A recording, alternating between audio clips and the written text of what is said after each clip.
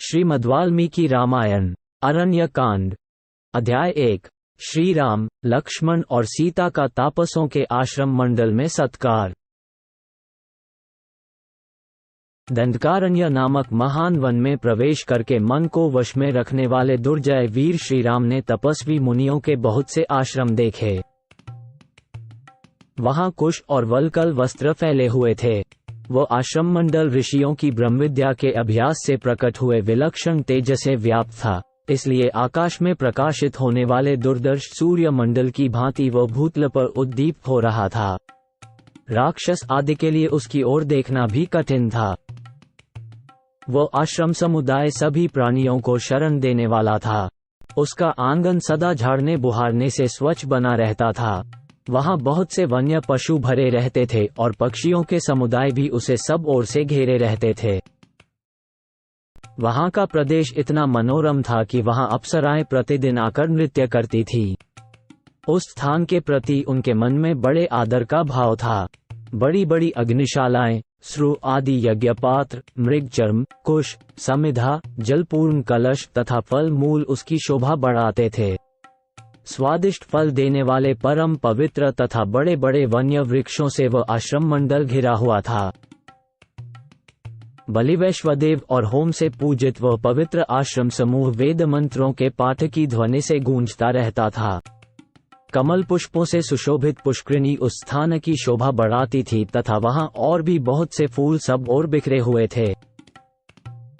उन आश्रमों में चीर और काला मृग चर्म धारण करने वाले तथा फल मूल का आहार करके रहने वाले जितेंद्रिय एवं सूर्य और अग्नि के तुल्य महातेजस्वी पुरातन मुनि निवास करते थे।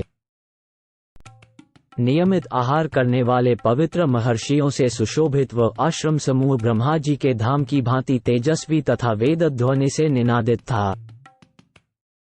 अनेक महाभाग ब्रह्मवेत्ता ब्राह्मण उन आश्रमों की शोभा बढ़ाते थे। महातेजस्वी श्री राम ने उस आश्रम मंडल को देखकर अपने महान धनुष की प्रत्यंचा उतार दी। फिर वे आश्रम के भीतर गए। श्री राम तथा यशस्विनी सीता को देखकर वे दिव्य ज्ञान से संपन्न महर्षि बड़ी प्रसन्नता के साथ उनके पास गए। दृढ़तापूर्वक उत्तम व्रत का पालन करने वाले वे महर्षि उदय काल के चंद्रमा की भांति मनोहर धर्मात्मा श्री राम को, लक्ष्मण को और यशस्विनी विदेहराज कुमारी सीता को भी देखकर उन सब के लिए मंगलमय आशीर्वाद देने लगे। उन्होंने उन तीनों को आदरणीय अतिथि के रूप में ग्रहण किया। श्री राम के रूप, शरीर की गठन, कांति, सुकुमारता तथा सुंदर वेश को उन वनवासी मुनियों ने आश्चर्यचकित होकर देखा। वन में निवास करने वाले वे सभी मुनि श्री राम, लक्ष्मण और सीता तीनों को एकटक नेत्रों से देखने लगे। उनका स्वरूप उन्हें आश्चर्यमय प्रतीत होता था।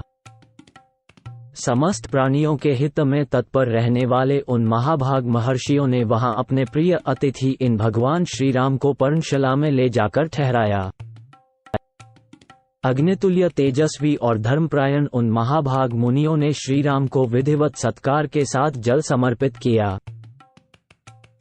फिर बड़ी प्रसन्नता के साथ मंगल सूचक आशीर्वाद देते हुए उन महात्मा श्री राम को उन्होंने फल मूल और फूल आदि के साथ सारा आश्रम भी समर्पित कर दिया। सब कुछ निवेदन करके वे धर्मज्ञ मुनि हाथ जोड़कर बोले, रघुनंदना, दंड धारण करने वाला राजा, धर्म का पालक, महायशस्वी, इस जन समुदाय को शरण देने वाला माननीय, पूजनीय और सबका गुरु है। इस भूतल पर इंद्र आदि लोकपालों का ही चौथा अंश होने के कारण वह प्रजा की रक्षा करता है। अतः राजा सबसे वंदित होता तथा उत्तम एवं रमणीय भोगों का उपभोग करता है। जब साधारण राजा की यह स्थिति है, तब आपके लिए तो क्या कहना है। आप तो साक्षात भगवान हैं। हम आपके राज्य में निवास करते हैं, अतः आपको हमारी रक्षा करनी चाहिए। आप नगर में रहें या वन में, हम लोगों के राजा ही हैं। आप समस्त जन समुदाय के शासक एवं पालक हैं। राजन, हमने जीवमात्र को दंड देना छोड़ दिया है, क्रोध और इंद्रियों को जीत लिया है। अब तपस्या ही हमारा धन है। जैसे माता गर्भस्थ बालक की रक्षा करती है, उसी प्रकार आपको सदा सब तरह से हमारी रक्षा करनी चाहिए। ऐसा कहकर उन तपस्वी मुनियों ने वन में उत्पन्न होने वाले फल, मूल, फूल तथा अन्य अनेक प्रकार के आहारों से लक्ष्मण और सीता सहित भगवान श्री रामचंद्र जी का सत्कार किया।